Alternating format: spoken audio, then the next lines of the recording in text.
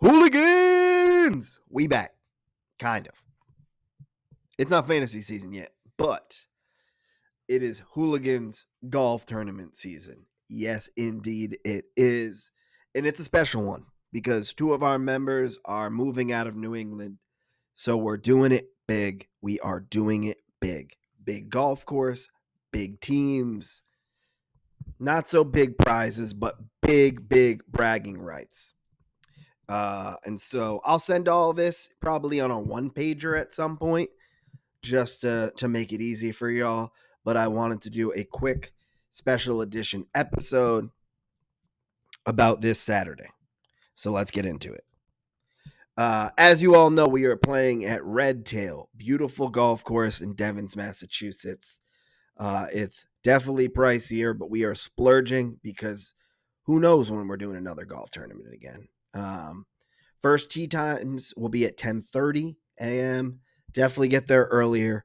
The range is included in the round. We'll probably do some pre-game shenanigans, review rules and all that, yada, yada, yada. But the course is great. We're playing the middle tees. There's 5. The gold are right in the middle, just under 6,300 yards, 126 slope. So definitely more challenging than Pinecrest, where our last tournament was.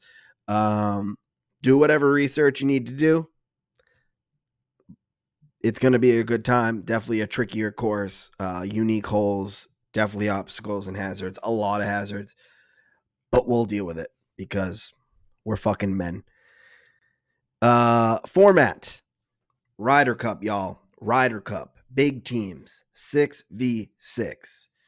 2 members of each team will be in each group. So you're going 2v2 within your foursome.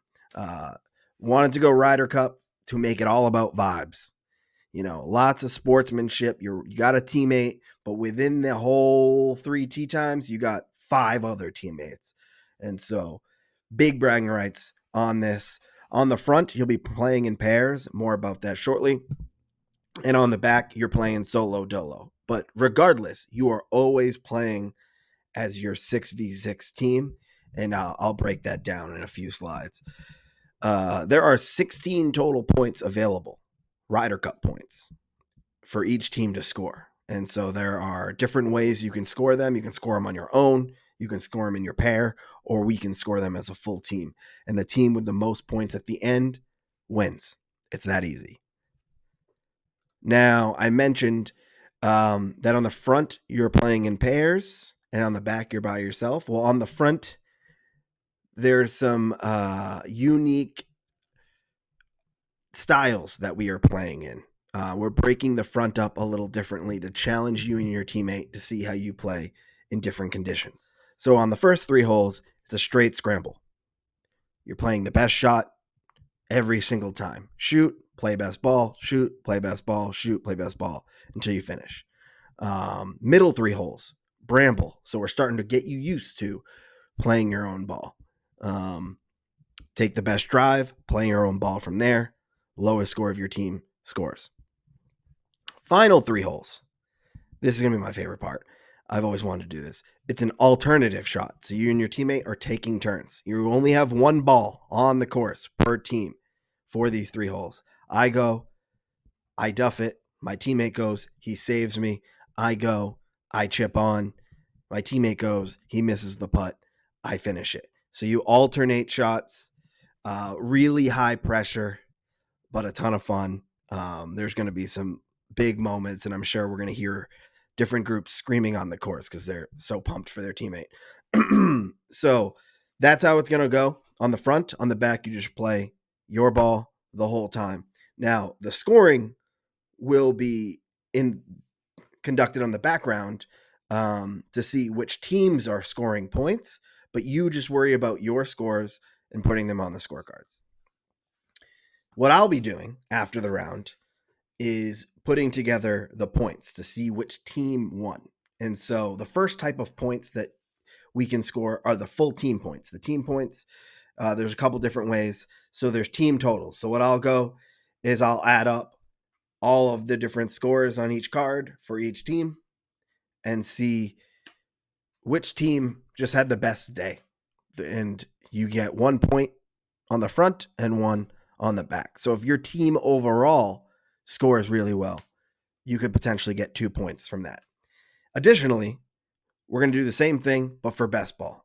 So each hole, I will look at the lowest score for your team out of the 3 groups, the 3 pairs, and we'll take a point from there based on the total of the best ball. So this is just add a component of less pressure for people, knowing that your team has your back. Literally, they are supporting you and scoring points for you, even if you're not contributing as much as an individual or as a pair. And so there's 4 points available as a full team. Again, you don't have to worry about this. Just put your scores in correctly, and I'll figure this out at the end. One of the other types of scoring is the 2v2. So on the front, there will be a point per group available if you beat them, match play style. So it's okay if you get a triple bogey on one hole. We're going match play. So don't worry about, if your pair has a blow up hole. So you get 1 point for beating them on the front and then 1 point on the back.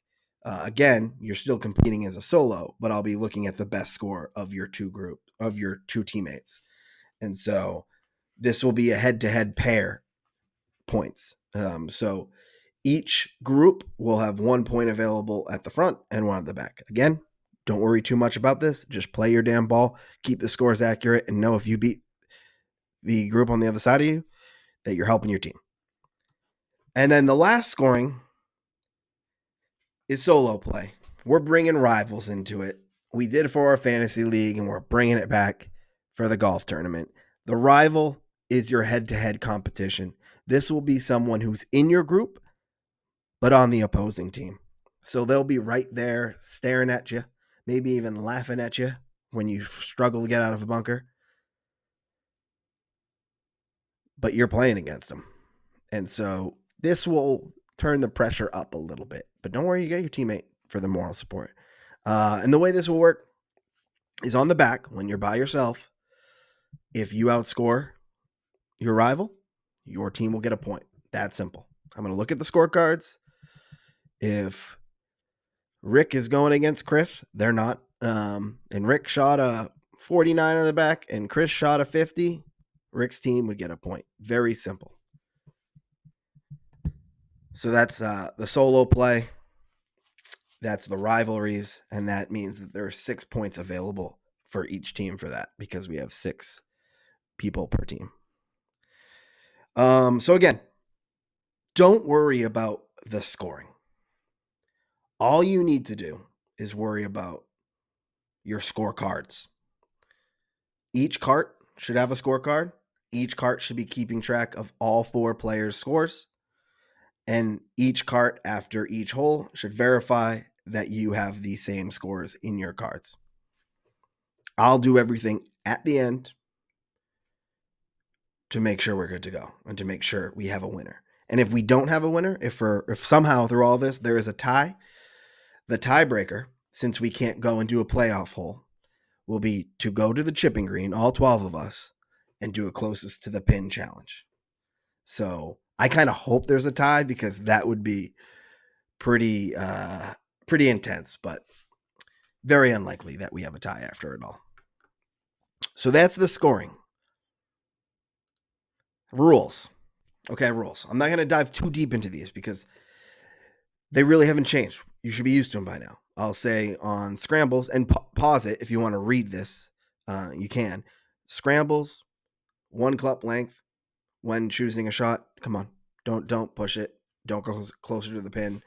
Gimmies, no gimmies. I guess your opponent could give you a gimme if you wanted, but just make your damn putts.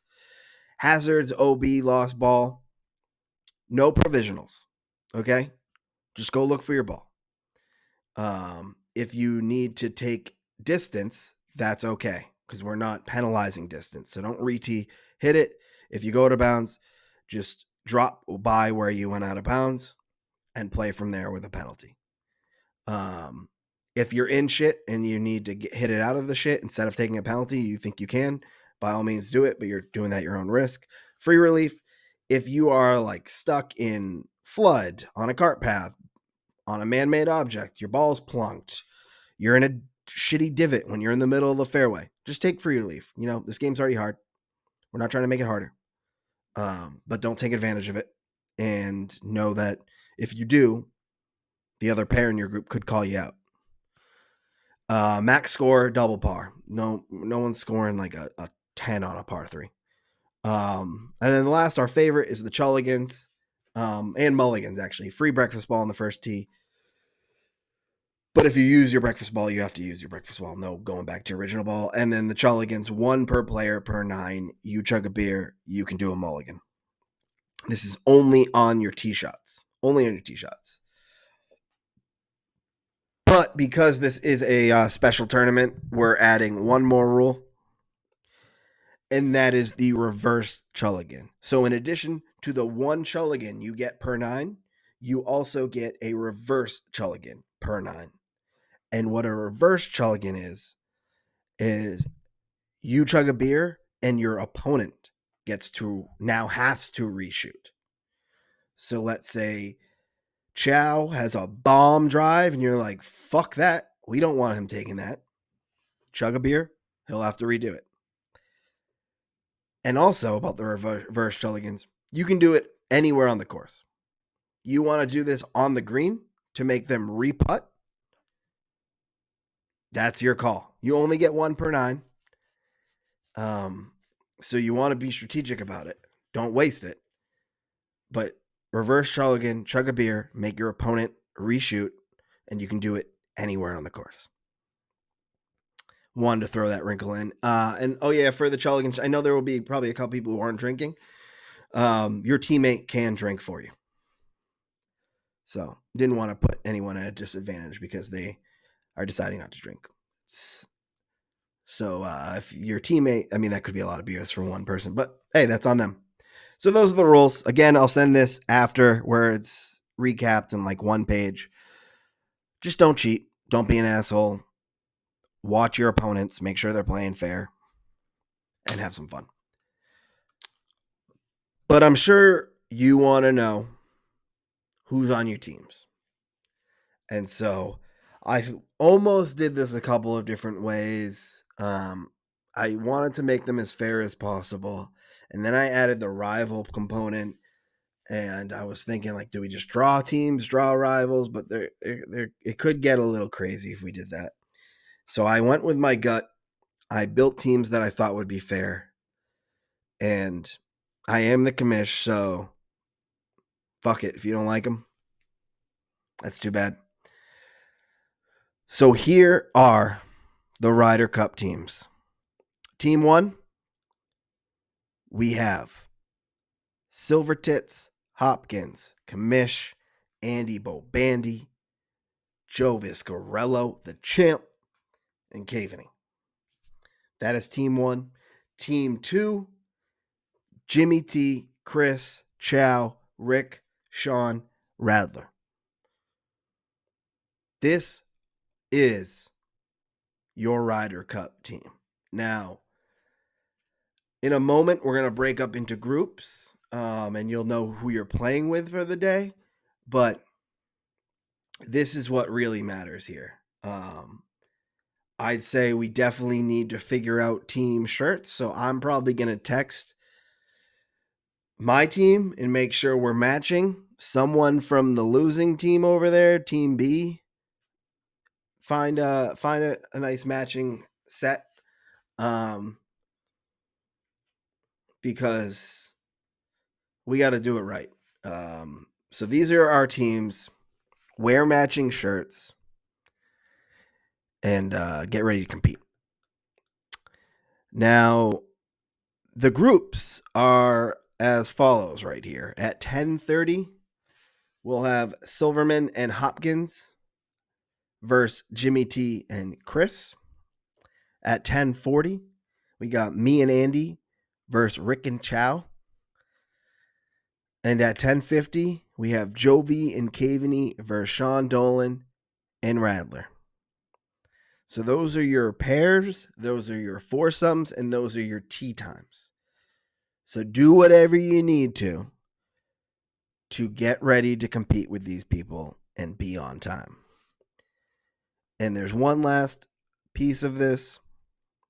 Who you're next to in here is your rival.